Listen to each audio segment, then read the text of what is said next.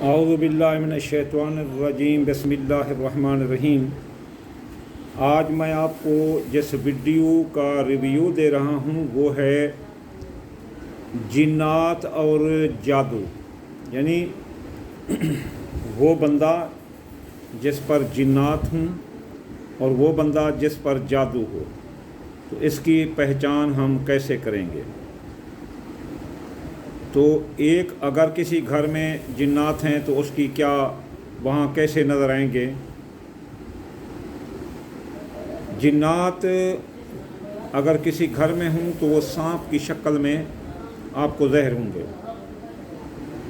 پاک پیغمبر کے دور میں اگر کوئی سانپ گھر سے نکلتا تو آپ اس کے میں تھوڑا سا وقفہ ڈالتے کہ اسے اگر یہ جن ہے تو یہ چلا جائے گا، اگر یہ سانپ ہے تو پھر وہ یہاں رہے گا۔ اور آپ کچھ سانپوں کو مارنے سے بھی کچھ اوائڈ کرتے تھے کہ آپ کہتے تھے کہ یہ انسان کو خود نقصان نہیں پہنچاتے بلکہ یہ تو چوہے کھانے کے لیے آتے ہیں گھروں میں۔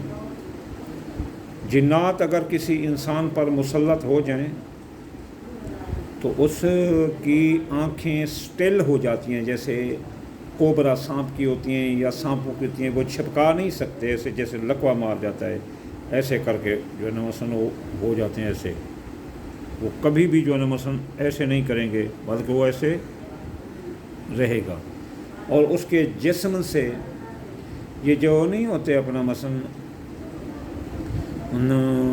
کباب تکے بھون رہے ہوتے ہیں، گوشت کے جلے ہوئے گوشت کے سڑنے کی، گوشت کے جلنے کی بو آئے گی، تو یہ جنات ہوں گے۔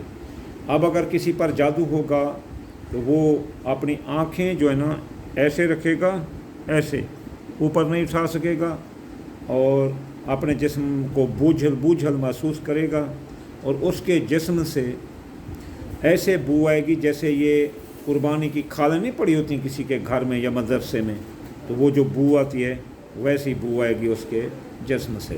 تو اس کے بعد جو ہے نا مثلاً ان کا علاج، تشخیص کے بعد علاج کرنا آسان ہوتا ہے۔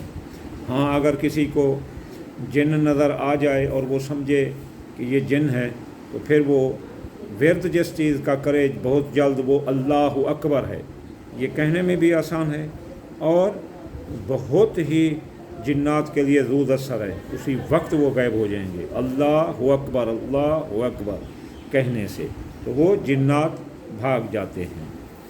جی السلام علیکم۔